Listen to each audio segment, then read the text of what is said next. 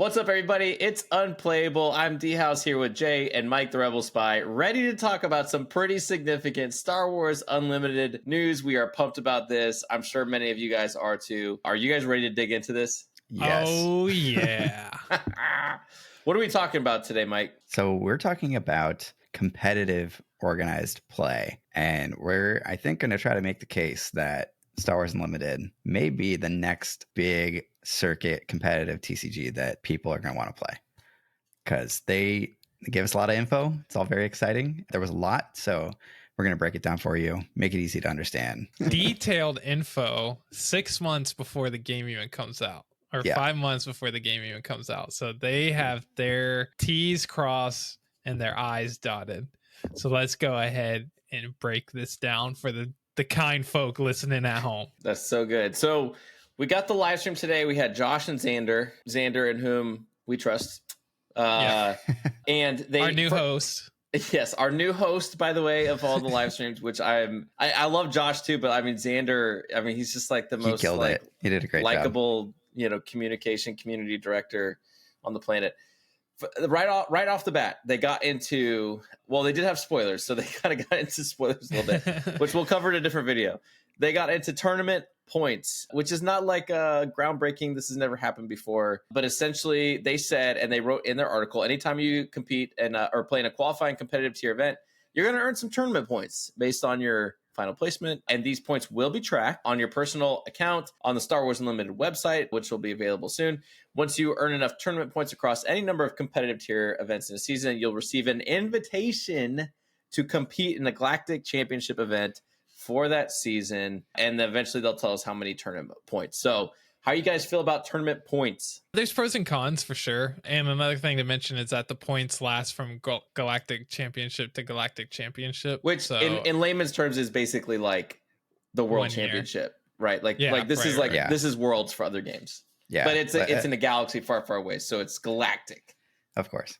Yeah. My only hesitation to this system would be like if you have to be able to attend a certain amount of road trip style events in order to qualify, that would kind of stink. But as long as there's enough qualifiers that you can go to 1, maybe 2 and be able to like top 4 and you automatically get to qualify for the Galactic Championship, then that's fine, because that's kind of how like Flesh and Blood does it. And they have a weird system where they also have experience.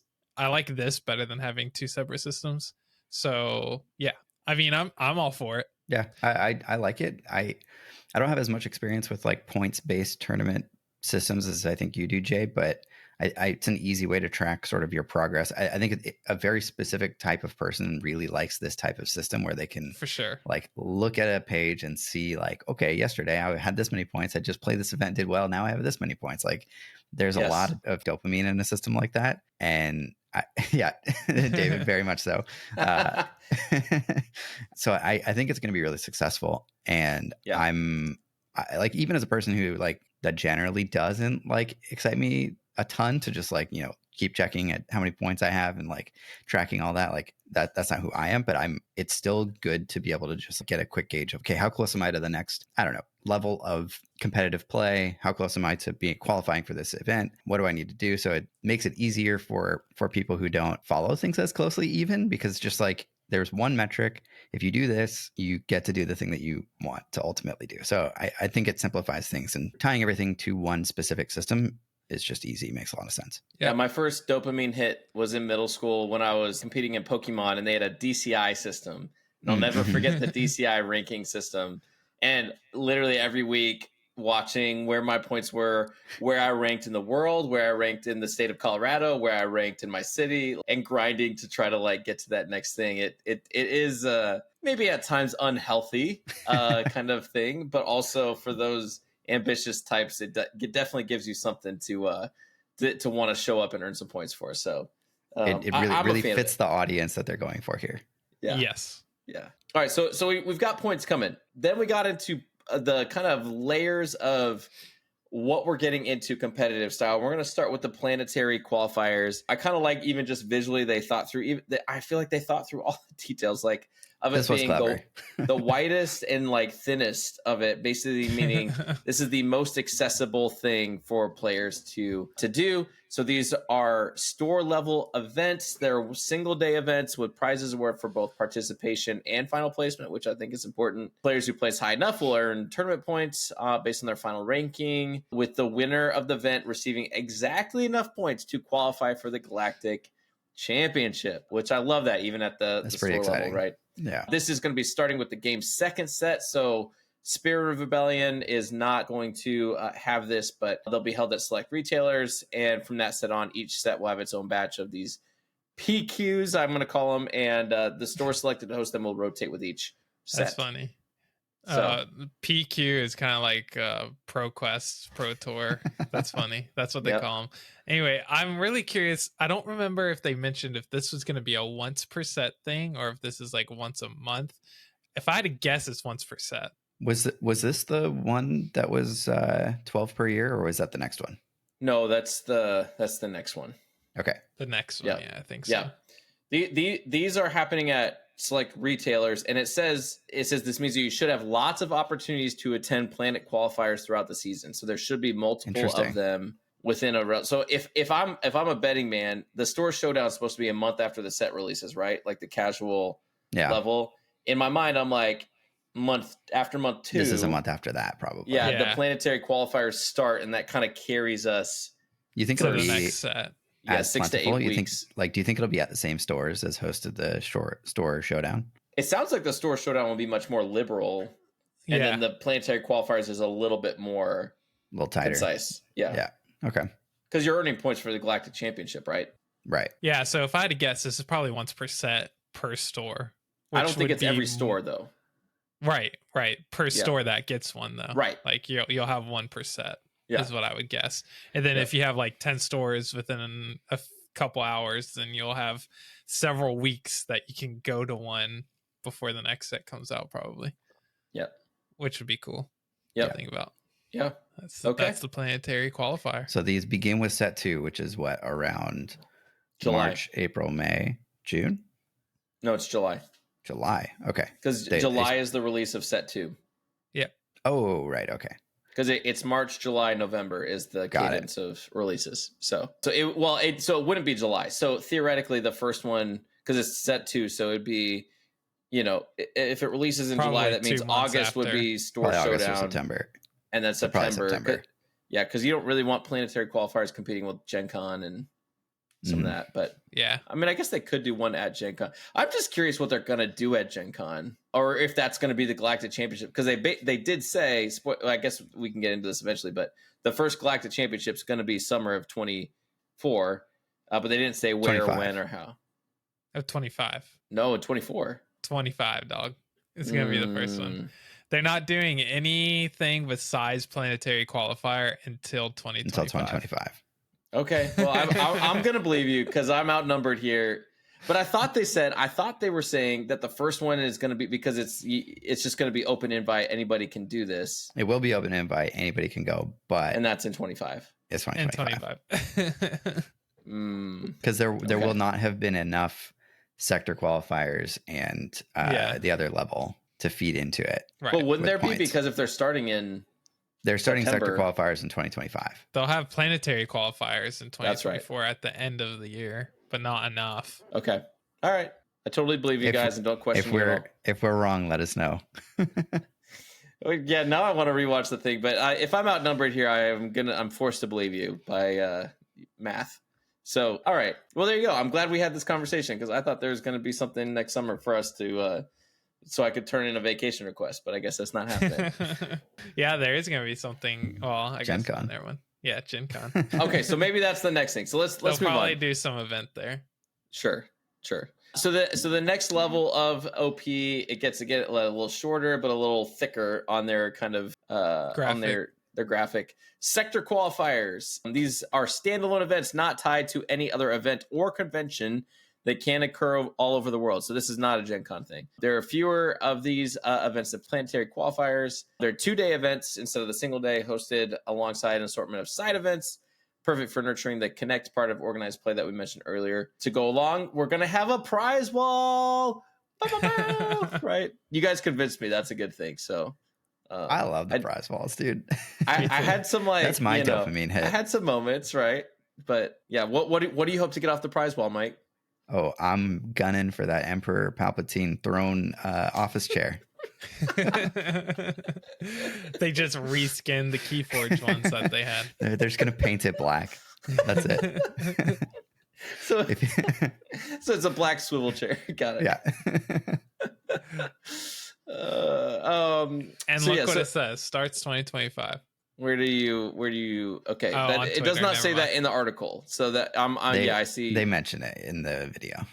Okay, yeah. So there you go. Sector qualifier starting 2025. So let's see. And they're open entry, which is cool. Yeah, so anyone can just go to one of these wherever they have them. Hopefully they have a bunch on the East Coast, and Mike has to travel over here to be able to play. Oh, I would love to. That'd be awesome.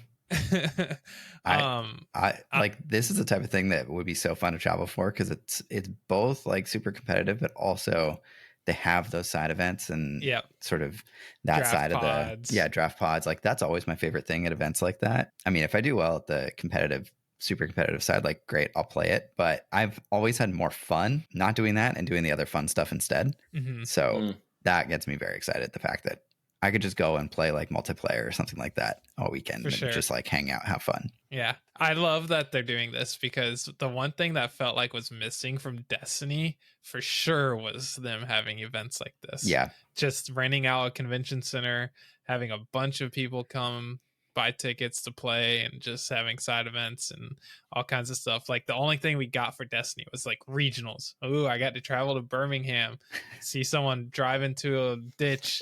That's a deep cut right there. They eventually had the Galactic Qualifiers. They did, which were sort of like half like that, but they were not that. It was just like one type of event, and those were only when you were done, you were out, right? And generally, yeah, they were at conventions. Yeah, so that was I went to one that was at a standalone thing that it was just that, but it was a little weird, honestly. There weren't that many people, and it just like kind of felt strange. Yeah, the only one I went to was at Adepticon here in Chicago. So I came up to stay with my in-laws, and now I live here. So I didn't go to a single one of those. I completely forgot they even existed, to be honest, until you just mentioned them. I think I only went to one. They didn't have very many. Mm-mm. Yeah. So one thing I will say, I asked in the YouTube chat, and other people were asking, is, hey, these sector qualifiers, they said a couple things, right? They said on average there will be about one per month. Yep, which is insane. Yes, and their goal is to have live streaming, at all of these events. So us at home, when there's we can follow along. Yeah, sector qualifier in Poland, I can sit there on Twitch or whatever on YouTube and enjoy we can check out the Polish meta. And then we could fire up, and record our own reaction to that stuff, which I love, because it's just that. Yeah, that sounds fun. It's just a way to enjoy the game when you can't play the game. That I eat that stuff up. I agree. Which is really exciting. I agree. And you can follow names and people who are like, "Oh, did you hear about this deck that's doing crazy?" This, always love those tournament stories. Yeah. This I don't even know. I'm trying to think.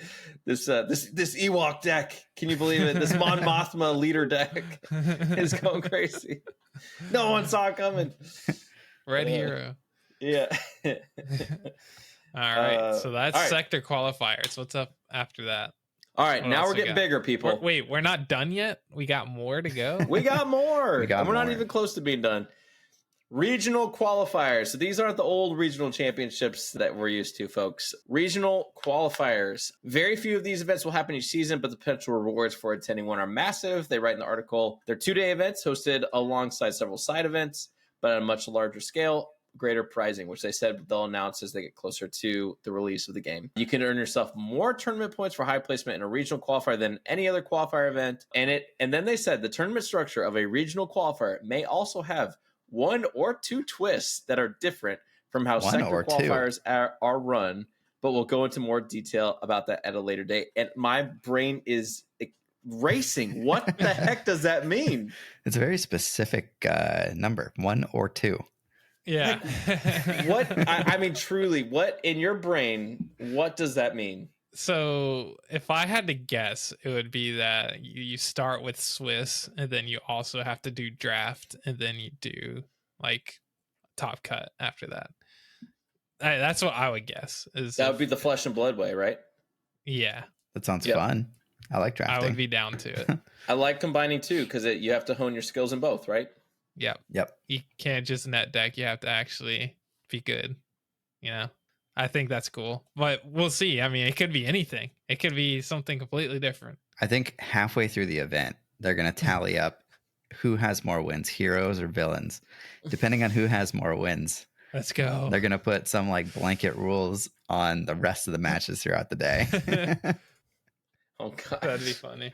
they See, want to. I'm joking. I was thinking about the old like Destiny. They had that plot, the solidarity plot, where you could run a little bit more, but you had to run like single cards into your deck. You couldn't like you'd have to swerve to something crazy like that. I mean, it could be something related to leaders, right? Like they could bring in a system that brings a story element to the game, where if this leader has the X amount of people making day 2, then it gets something, I would love that kind of thing. It just like it doesn't sound very competitive, but no, yeah, but I would love it. Yeah.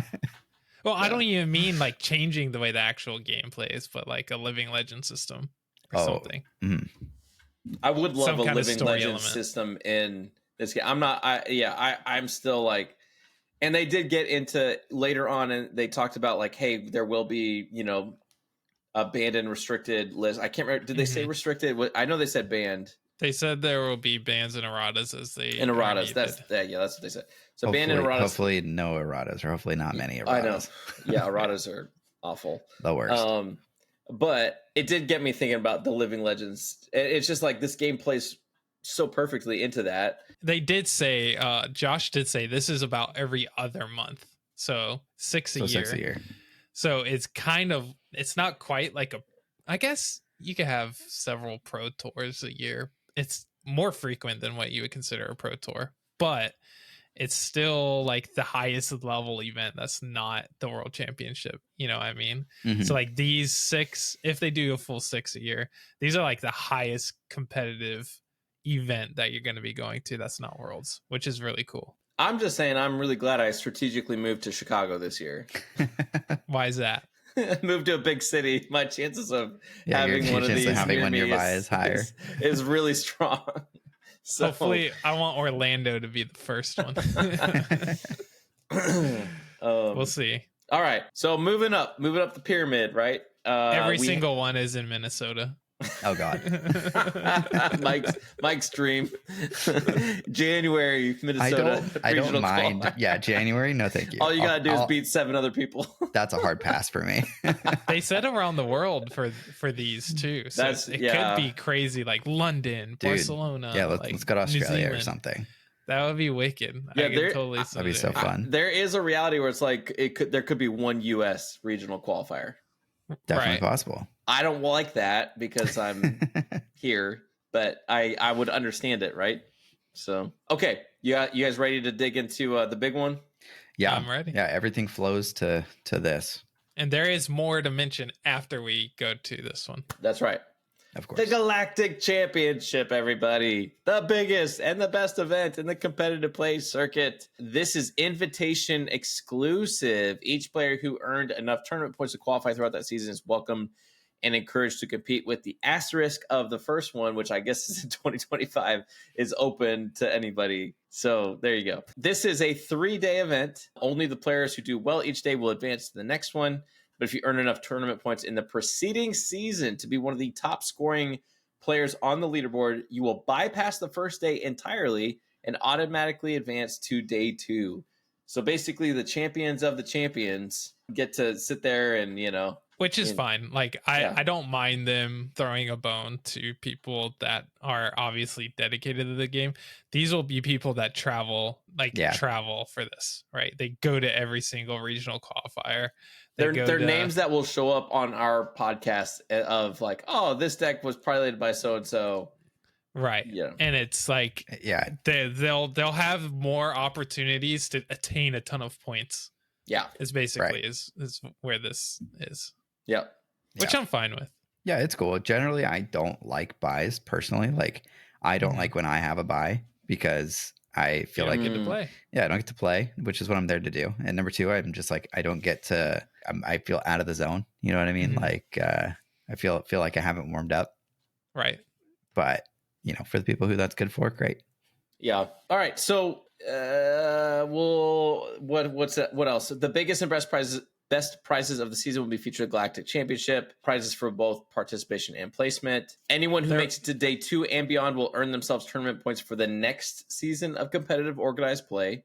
So you can already be working on next year, right? And they'll be hosting a sector qualifier at the same time. The World Championships, or the Galactic, it would start Galactic the next Championship. Yeah. That's right. And the prize wall will be there. Don't worry. The prize wall will be there. Sure. All the computer shares. So does the sector all of my computer shares. Does the sector qualifier happen on day 2 or on I day would 3? assume you play day 1. And if you don't make day 2, then you get to play in the sector. I think that's because then you can earn your tournament points. Yeah. Yeah. Right, for the next season. Yeah. Yeah. Very cool. So and I love that it does. I said this in our Discord channel, which plug for our Discord channel. If you're not in there, get in there and start talking Star Wars Unlimited with us. Yeah. Do it. But it's like the flesh and blood style of like they have these big events, but there was also a calling or whatever the million battle hardened pro tour quest of this the is world not that championships. Much better. If you turned my screen off and asked me which one was which, not 100% sure I'd be able to tell you. We'll get there, Mike. Just give it some time, okay? But it does incentivize. It's like, okay, why would you go to Minnesota in November? And you'd say, well, I didn't earn my part at Worlds, but I can participate in the Planetary Qualifier and still have a good old time. And, maybe we're covering, maybe we're the JV team of coverage, but we're covering the Planetary Qualifier while the professionals cover the Galactic Championship, We're going to be crushing whatever the 3v3 championship tournament is. The multiplayer free-for-all. The 17 free-for-all. 17 player free-for-all that's happening. Me, Jay, and Chris. Yeah. Our 3v3 I'm not a part of that? Wow. Well, you weren't were busy playing actual World Championship, winning a top 8 medal. Oh my gosh, you guys. I did ask that in the YouTube chat. I was trying to get them to answer that. They didn't bite. So if there was a medal for top 8. Yeah, I asked if there was a medal for top 8. So there is. It's yours. You have to bring your medal and give it to First competitive unlimited. I'm wearing my medal to sit down. I'm clunking it down on the table. Except the person who comes in 8th. No. The person that comes in 9th has to put on a Chewbacca costume and stand up there with the other 8 and doesn't get a medal while the other 8 do. I love it. They really have to hire us. We have so good ideas. So many good ideas. I think this is why they don't hire us. This is why we're professional podcasters. Okay. We got some other goodies. We got some other These little are important data points for those who are competitive players. You want me to run through them? Number 1. We got it. Best of 3 competitive. Thoughts? Yep. Love it. I think it's very smart to do. Lorcana does it, and that's what I played last weekend at that big tournament. It is taxing. You play 2 to 3 times more games than you would normally play if it wasn't. But the games are so fast, I feel like, having played on TTS already. So, yeah, I think it's great. And you being able to sideboard in between games, which we'll get to in just a second. Whoa. Bullet point number 2 is sideboarding. Point number 2, guys, we got sideboards. How we feel about that? Great. I think it's relevant. Yeah. Okay. Yeah. Especially in best of 3. We don't know details yet, but yeah, in a best of 3, sideboards are great. You don't auto lose to whatever counters your deck. You have the opportunity to switch things up and try and assuming you brought the right cards to your sideboard. Of course. Yeah. But it's I think it's great. Yeah. So I have been on record in the past of saying I hate sideboarding because it hurts my brain. Like I felt like I had, like in Flesh and Blood, I was like, I would like literally watch 30-minute YouTube videos about here's how to sideboard correctly for a competitive event. That's a particularly weird example, though, of sideboarding in a game. It's like, okay, because you have 9 copies of one card that's blue, yellow, red, and it's like, okay, in this match, and then get rid of these 2 yellows, and then this, it hurts. There's different, but like also types, your equipment is part of your sideboard in that game, and like it's part of your deck technically, so it's not like, I don't know. That game confuses me. So for someone like me who's come in like, oh gosh, like that, I can't do this. What would you say? Like, why is this necessary? Well, without knowing all of the details, presumably it's like a set number of cards that you bring, and after game 1, you can swap cards in your deck for the cards in your sideboard. I don't know if you can bring those in on top of the cards that you're already in your deck. So if you're playing against mill, you just like slap your sideboard into your deck, and now it takes them longer to mill you. Like, I don't know if that's it, or you have to swap in and out one for one. No idea. Yeah. But in general, like, this is also like competitive, right? So if you don't care about sideboards, then you can play without them at the casual level. 100%. But this is all about the competitive side of the game. So I don't think you have to. It's not. We don't know whether or not you get a sideboard at the casual tier tournament either. But you might. But basically, like you play your deck, you figure out what is good and what is bad against, and then you put cards in your sideboard that help you be better against what you're bad against, basically. Right. I don't know. So it's pretty simple. Again, for people who are new to this kind of world, like a good example of one of these, oh gosh, where is it? Here it is, Disabling Fang Fighter. It's a 3-cost unit, red unit. When played, you may defeat an upgrade. So if you're playing against something, it's like, okay, clearly they're trying to get Vader Saber on Vader, or they're trying to Voltron their Chewie because that's the move of champions. You've got the Fang Fighter or to stop the move. If your deck folds to Entrenched, you put that in against the decks that are playing Entrenched. Yeah, when Mike entrenched my home one recently, and which thematically we had a good talk about how that works. Disabling Fang Fighter is an option to sideboard, so that So I'm a fan. So I went on record recently, a year ago saying I hate sideboarding. I've come around. I've changed my mind. I think this is good for a competitive event. Like this is very good, and it definitely rewards people who work hard to get to that space. So, Next thing is we have confirmed set rotation. We don't know what that means, but I don't think this is a surprise. I can go ahead and guarantee you there's going to be about 35 Facebook posts about people complaining that set rotation exists, because I already know both in Lorcana and on Star Wars Unlimited, there have been posts. I sure hope this doesn't have rotation like Magic. I'm like, well, buddy, buckle in. Because it's awful. Like non-rotation games are awful. Yeah, every competitive game needs rotation. Otherwise, number one, things get broken way too fast. Number two, it's way harder to get into for a new player. Yeah. Number three, there's just so much more you have to keep in your brain of like, okay, now I have to play around 10,000 different things. Yeah. When in a smaller card pool, you don't have to play around 10, right? So much, much better. I understand the like knee-jerk reaction of, oh no, they're going to devalue all my cards. Like all this money that I put into the game is not going to be worth anything. But historically, that's not really been correct. So I wouldn't be too I think it'll keep that. The game healthy for sure.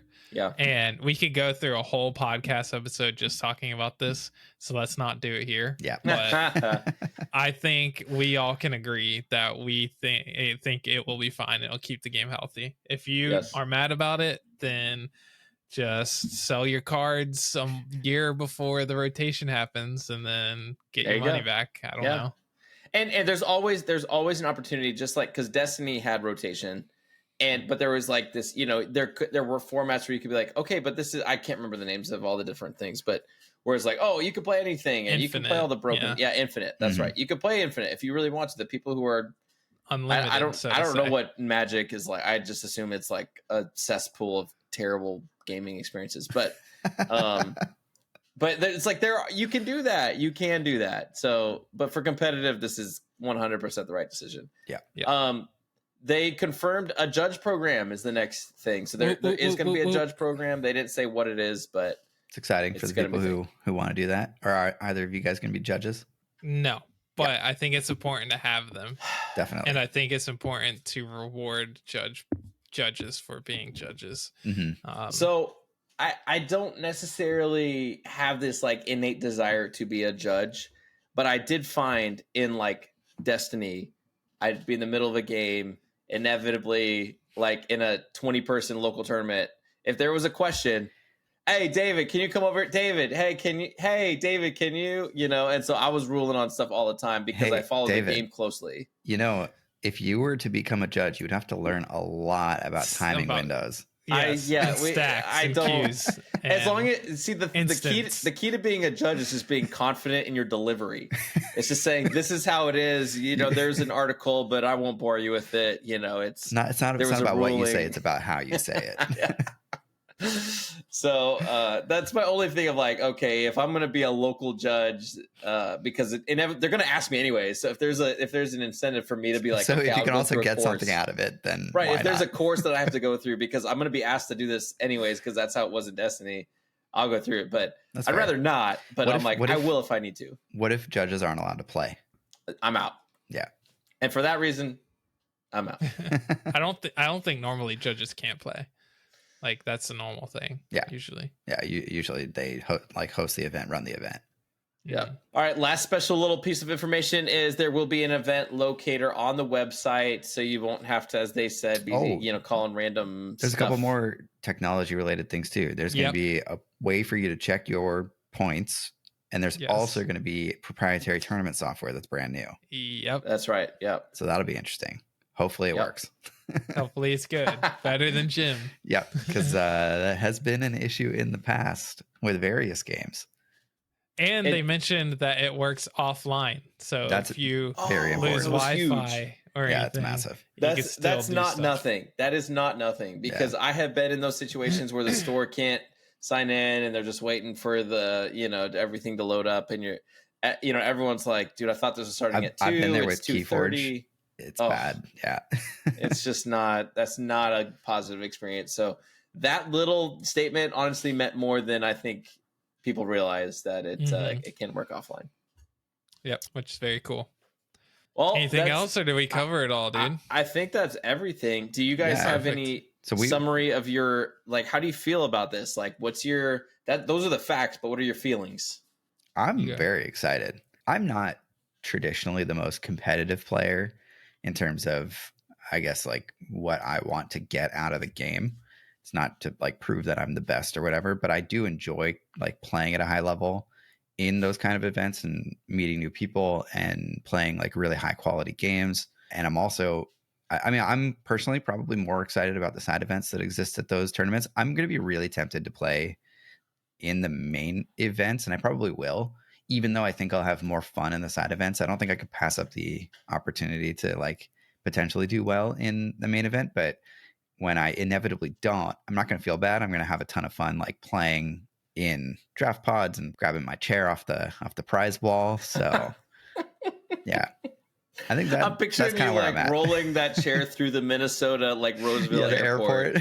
and just like checking it for whatever cost they have for checking a swivel chair. Jay, how do you feel? I think this is a competitive player's like dream, right? This is everything that they've gone over here has been exactly what you want to hear if you're playing a game like this competitively. So I think if you are into competitive games, you should be checking this out because it's going to be top notch. I have never seen FFG operate this way before, and I don't think I've seen a company communicate the way they're communicating about these things as early as they are and as roadmapped as they are, which is really cool to see. 100%. And they have the capital and also resources to do this kind of thing that most competitive card games that when they come out don't have. I mean, look at any of the anime card games, none of them came out before the game came out and roadmap this kind of stuff for them. So this is very exciting. I'm pretty stoked. Even as someone who isn't like probably not going to play hyper competitively, I'm still excited that this exists. Yeah. Well, I mean, we're gonna hit all the events that we can hit, like realistically. For sure. I think we're all part of the target audience for this. And yeah, After signed, sealed, delivered. I'm yours, David. FFG. I want to hear your thoughts, and then I want to bring up like one other point and see what you guys think. Okay. Yeah. I am all in, like, as much as I possibly can be. Like, whether it's me in person at the events or watching the live streams and covering it and talking about it on this YouTube channel, this is exactly it. They just keep checking those boxes of what I hope for in a game like this and how I want to participate in a game like this. And it's Star Wars IP, so it's just I just keep thinking, like, did they think of this? And then they address it on a live stream, and I am absolutely thrilled at what this is shaping up to be. They've got the casual side. I think that's important. They've got the store level, like, hey, here's the booster packs for showing up and playing in your local store, which I think is massive, and that's going to be great for building the game, because I think that's where the majority of the audience will be. But for those who are, just like us, and they're like, I want to make content about a game, man, I could not be more excited. There's going to be a lot for us to talk about. Yes. Yeah. Every week there's gonna be like, here's this result of this tournament. Can you believe that so and so did this, and they played this card, or they sideboarded in this, and they took over this match, and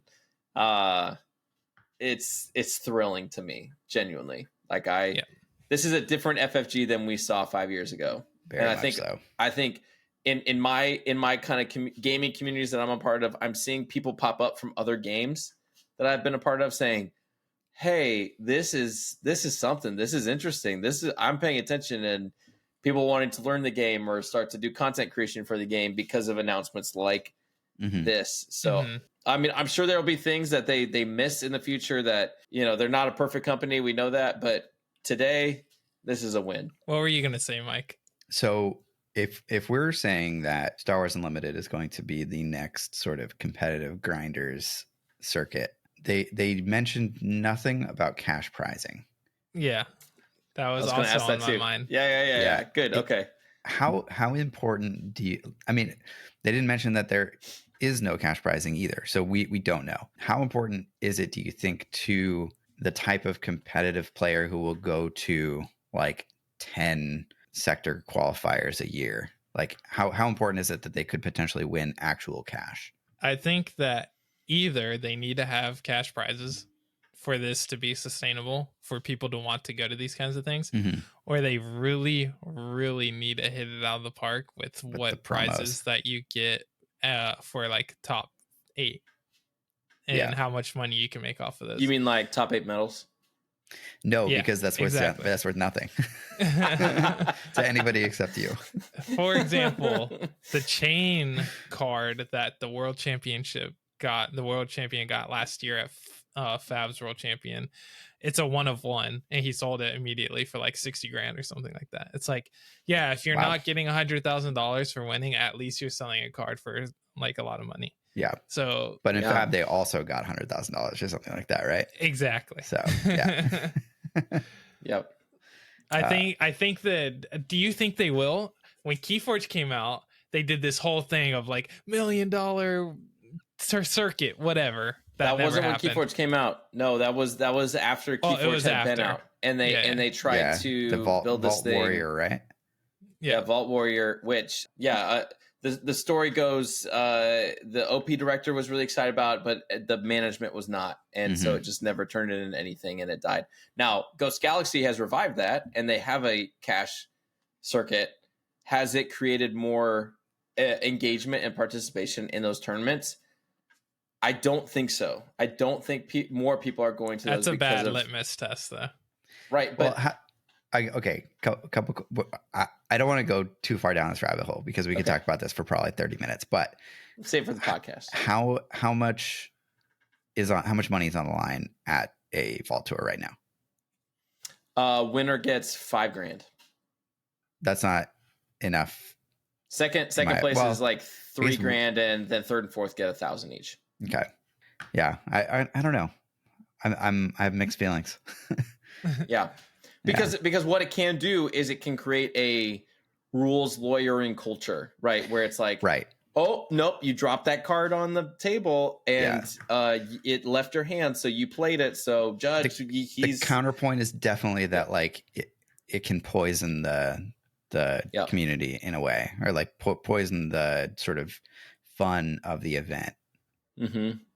But it doesn't feel like it's done that to Flesh and Blood. Right. But I think that game has a generally like more mature audience that sort of knows what to expect when it comes to competitive play at that level. So I don't know. Just if you're listening to this and you have an opinion, comment down below, because I really want to know what you think I'm about curious too. I could go either way. I could be convinced. I think I'm on the line. I could be convinced why we should do it or why we shouldn't. But yeah, I don't know. I don't know. I do know. I think they need to have cash prizes. Okay. In addition to whatever you get. So, and I think that they really need to knock it out of the park with the lower tiers, what you get. So like, having collectability to those rewards that you get. Cold foils, whatever it may be. Mm-hmm. I think they need to have some kind of serialized cards. I don't know, whatever it is. That it needs to be more than just like a hyperspace variant of a card. Sure. So when we were watching this live, you guys had a reaction in the Discord channel when you heard that they were starting this in 2025. So what are your guys' thoughts about that? The only reason I had a reaction to that is because it feels like I don't think it's going to be relevant now that I stop and think about it. But because there's already high level events for the games that we play now, that it feels like we're already having to wait 5 months, 6 months till the game comes out. And then we're going to have to wait another year before we can start playing competitively. That's so far out to keep someone on the line, to keep a fish on the line kind of thing, you know? Mm-hmm. But looking at Lorcana just came out, and there's tons of companies throwing cash prize tournaments as like third party. They're not official, they're unofficial. So I think if companies take the initiative to do that with Star Wars Unlimited, it'll be fine. It doesn't matter. People will kind of get their fix anyway that way. That makes sense. Yeah. David, what were you going to say?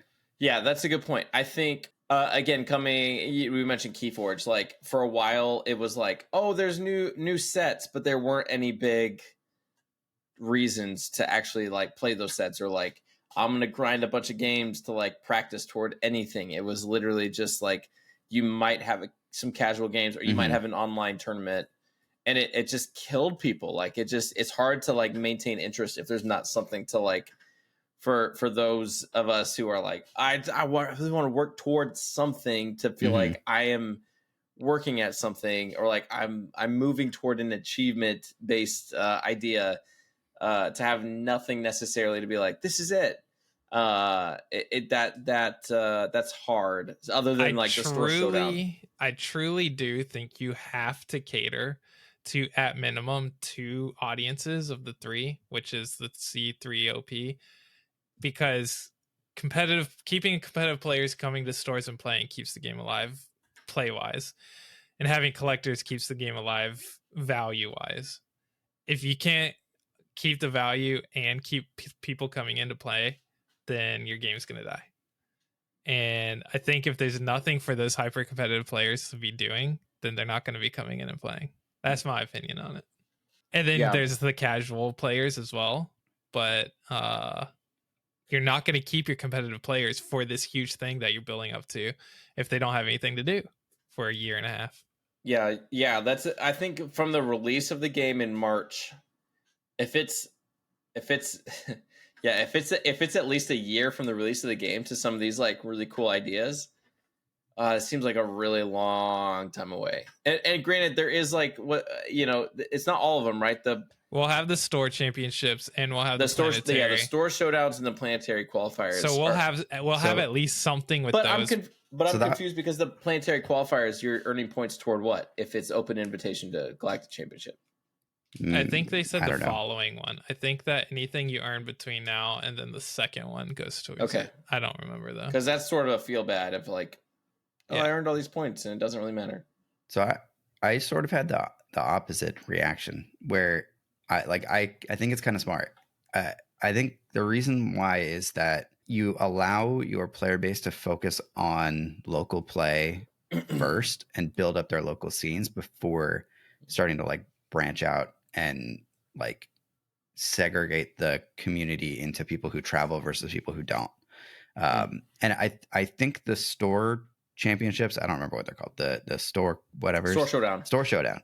I think the store showdowns and the planetary qualifiers are going to be enough for those hyper competitive players. They're still going to want to play in those events, right? Like even though they're technically, you know, or at least the store showdown is like a casual level event, it's still a tournament that somebody that is competitive is going to want to win. And it still gives you something to work towards every set because there is that tournament every single set. So I think, I don't think it's a bad thing. I think the worst thing for them would be to roll out this gigantic program right away. Like run into a bunch of things because they've like gone too fast and they, you know, don't have the audience built up yet. So I think doing it this way allows them to build up a critical mass of like local players and get more people into the game before they really start firing this stuff off. And then once it does get going, it'll feel bigger, feel more successful, feel like it has a bigger impact because it will sort of have the context of, you know what this is now in comparison to what you usually do and what you've been doing for the last like 6 months at your local store. Yeah. And I think them having announced all of this also gives like hope. Yeah. Like this is going to happen. So it's just time between now and then. We will get what we're looking for. We have stuff to do in the meantime. And like I said, I guarantee you there will be companies running tournaments for this outside of official, like unofficial. I mean, we already even saw today, I feel like we saw a change in tune among some stores out there of like people who have been, I don't know. And then they're like, we're going to do this. We're all in. And I mentioned to you guys, I've got people from other gaming communities messaging me like, how do I get into this? So it's definitely going to bring people in for sure. I do think the communication of the plan is a huge win because there have been other games where it's like, we're going to do this. And there's this like, kind of like, it'll happen when it happens. And we don't really know what's going to happen. And so if they can execute on all of this, and so far we've seen it seems like they've talked it through. Man, I think it, even if I'm like, I'd rather have some like bigger things year one, like I could still hold out and be like, oh, but it's coming and it's going to be good. Flesh and Blood didn't have a pro tour for like 2 or 3 years. They didn't have high level events. So clearly you don't need them. You can succeed without it. I am just sort of like struck by the fact that, like, execution aside, old FFG's biggest problem, in my opinion, was communication, and they've completely 180'd. Like, yes, I think what we've seen over the past, I don't know, 4 months is completely the opposite of what I would have expected from old FFG. So I'm just like super excited to see that, and it makes me very optimistic about the game and about, it being in their hands. Fantasy Flight makes some of the best games in the board game industry. And it felt kind of like they lost some of their soul when they sold to Asmodee and somewhere amongst all of that. And it feels like they're coming back in a big way. It's big. Biggest turnaround in board game history, maybe. We'll see. Don't call it a comeback. We'll see. All right, David, you want to take us out of here? Yeah, guys, if you're still tuning in, make sure you hop in our Discord, start chatting Star Wars Unlimited, hop in the comment section. Also, subscribe to the channel. Yeah, definitely. More of you people should do that. I know that like 60% of you guys are not subscribed, so yeah, there you go. Do it. And because the reason is, it's not just that this gets us to like publicity, but it gets the game in front of more people. So when you subscribe, when you comment, the game gets in front of more people, which builds the community, which is ultimately why we're here. We're not here trying to make $1 at all. We're just trying to build a community around the games that we love. So anytime you do that, you sub, you comment, that helps put the Star Wars Unlimited in front of people, and we appreciate that. Jay's here. But that's OP today. No, we're in the I'm just red. If kidding. Yeah. anything. We've definitely spent more money than we've made. I can guarantee you that. Yeah, because we've made 0. So yeah, that's true too. Yeah. So anyways, that's it for today, guys. Stay tuned for more Star Wars Unlimited videos, and we'll see you in the next one. Bye. Bye.